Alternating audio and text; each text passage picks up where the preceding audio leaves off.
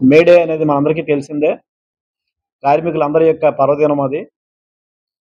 ఆ పర్వదినం అనేటువంటిది ఒక పండుగగా జరపాలి అనేటువంటి ఉద్దేశంతోటి మే 4 తారీఖున అల్లూరు విజ్ఞాన కేంద్రంలో మేడే సాంస్కృతికోత్సవాలు అనేటువంటిది నిర్వహిస్తున్నాం. ఇటువంటి సాంస్కృతికోత్సవాలే 2023లో గూడా నిర్వహించడం అనేటువంటిది జరిగింది. లాస్ట్ ఇయర్ కొన్ని కారణాల వలన జరగలేదు. ఈ సంవత్సరం మళ్ళా నిర్వహిస్తున్నాం. ఇందులో ఏంటంటే ముఖ్యంగా మేము పెట్టుకున్నటువంటివి విశాఖపట్నం నగరంలో ఉన్నటువంటి వారు సంఘటిత రంగ కార్మికులైనా, అసంఘటిత రంగ కార్మికులైనా, ఉద్యోగులైనా, ఉపాధ్యాయులైనా ఎవరైనా సరే శ్రమ అమ్ముకుని బతికినటువంటి ఎవరైనా సరే వచ్చి మే 4 తారీఖున తమ యొక్క కళారూపాన్ని ప్రదర్శించాలని చెప్పేసి మనసారా వాళ్ళందరికీ కూడా ఆహ్వానం అనేటువంటిది తెలియజేయడం జరుగుతోంది. ఇందులో ఏంటంటే ఏదో ఒక యూనియన్‌కి చెందినటువంటి వాళ్ళో, లేదా ఓ పార్టీకి చెందినటువంటి వాళ్ళో, లేదా ఓ సంఘానికి చెందిన వాళ్ళు మాత్రమే పాల్గొనాలనేది మాత్రం అటువంటిది మేము ఒప్పుకోవట్లేదు. ఆ రకంగా అలౌ చేయట్లేదు. సంఘాలతో అనుబంధాలతో సంబంధం లేకుండా, యూనియన్‌ల అనుబంధాలతో సంబంధం లేకుండా ప్రతి ఒక్క కార్మికుడు, ఉద్యోగి, ఉపాధ్యాయుడు ఎవరైనా సరే వచ్చి వారి యొక్క కళారూపాన్ని ప్రదర్శించాలని చెప్పేసి మేము రిక్వెస్ట్ చేయడం అనేటువంటిది జరుగుతోంది. అయితే ఇందులో కళారూపాలు గూడా మీకు ఇవ్వడం జరిగింది. ఒక కార్డ్ అనేటువంటిది అటాచ్ చేసాం మేము.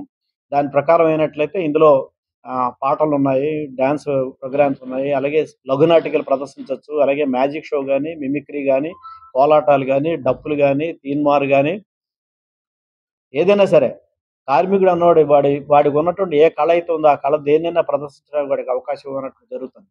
అయితే వాళ్ళు ఏ కళారూపాన్ని ప్రదర్శించినా సరే వాళ్ళు మాత్రం ఖచ్చితంగా కొన్ని నియమ నిబంధనలు పాటించాలని చెప్పేసి మేము అనుకుంటున్నాం.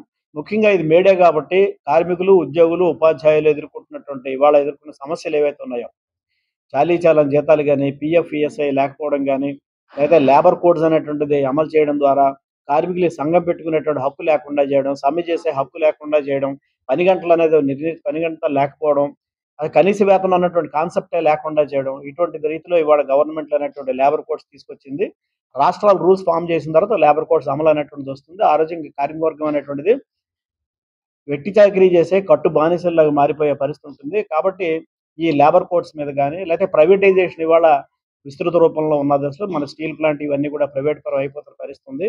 కాబట్టి ఈ ప్రైవేటీకరణ వ్యతిరేకంగా గాని, ఇటువంటి అంశాల మీద కళారూపాలు తీసుకొస్తే బావుంటుందని, వీటితో పాటుగా సామాజిక న్యాయం అనేటువంటిది ముందుకొస్తోంది. ఇవాళ భారతదేశంలో దళితులు వాళ్ళందరి మీద కూడా జరుగుతున్న దాడులు ఇవన్నీ మనం చూస్తున్నాం. కాబట్టి సామాజిక న్యాయం అనేటువంటిది తప్పకుండా ఉండాలి. ఖచ్చితంగా అది అమలు చేయాలనేటువంటి ఆ స్ఫూర్తి అనేటువంటిది కళారూపంలో రావాలి. అలాగే మహిళా సాధికారికత, లింగ సమానత్వం, పురుషులు, మహిళల మధ్య సమానత్వం ఉండాలని చెప్పి ఇవాళ మహిళల మీద దౌర్జన్యాలు, అకృత్యాలు అవి పెరిగిపోతున్నాయి కాబట్టి వాటికి వ్యతిరేకంగా గాని, లేకపోతే సమానత్వం గాని, లౌకిక తత్వం గాని, ప్రజాస్వామ్యం గాని ఇటువంటి అభ్యుదయ భావాల మీద కళారూపాలు రావాలని చెప్పేసి మేము వాళ్ళని కోరడం అనేటువంటిది జరుగుతోంది. కాబట్టి ఆ రకంగా వాళ్ళందరినీ కూడా ఇన్వాల్వ్ చేయడం ద్వారా ఇదొక కన్నుల పండుగ. ఎలాగైతే ఇంద్రధనుస్సులో 7 రంగులు ఉంటాయో అలాగే కార్మిక వర్గం ఏ సంఘానికి చెందిన దేనికి చెందకపోయినా సరే అందరూ ఒకటైనట్లయితే మనం సమస్యలు పరిష్కారం చేసుకోవచ్చు అన్నటువంటి ఒక ఉద్దేశంతోటి ఈ మేడే కార్యక్రమం అనేటువంటిది మే 4 తారీఖు నిర్వహిస్తున్నాము. చివరగా ఏంటంటే మేము ఇప్పటికే ఆహ్, అనేకమైనటువంటి సంఘాలు, రంగాల దగ్గరికెళ్ళాం. అదేదో ఒక సిఐటియు లేకపోతే అఫిలియేటెడ్ యూనియన్స్ అనేటివి పెట్టుకోలేదు. ఐఎన్‌టీసీయా, బీఎంఎస్సా, ఏఐటీసీయా, హెచ్ఎంఎస్సా లేదు ఏ సంఘానికి అనుబంధం లేని వాళ్ళా? ఇప్పుడు ఎన్‌జీఓ సంఘాలు ఉన్నట్టే ఏ సంఘానికి అనుబంధం లేదు. అలాగా అనేకమైనటువంటి సంఘాల దగ్గరికెళ్ళాం మేము. ఎల్ఐసీ దగ్గరికెళ్ళాం, బ్యాంకుల దగ్గరికెళ్ళాం, రైల్వే దగ్గరికెళ్ళాం, పోర్ట్ దగ్గరికెళ్ళాం, షిప్ యార్డ్ దగ్గరికెళ్ళాం, స్టీల్ ప్లాంట్ దగ్గరికెళ్ళాం, ఎలక్ట్రిసిటీ దగ్గరికెళ్ళాం. వీళ్ళందరినీ కలిసి అందులో ఉన్నటువంటి కేంద్ర కార్మిక సంఘాలు గాని ఏవైతే ఉన్నాయో వాళ్ళని కూడా అప్రోచ్ అయ్యి ఇదేదో ఒక యూనియన్‌ది కాదు. కాబట్టి అందరూ కూడా వచ్చి పాల్గొనండి అని చెప్పేసి చెప్పడం జరిగింది. వాళ్ళకి ఆహ్వాన పత్రాలు కూడా ఇవ్వడం జరిగింది. వాళ్ళు కూడా ఖచ్చితంగా మేము వచ్చి పాల్గొంటామని చెప్పేసి అనేటువంటి ఒక పాజిటివ్ దీనితోటి వాళ్ళు అప్రోచ్ అవ్వడం అనేటువంటిది జరిగింది.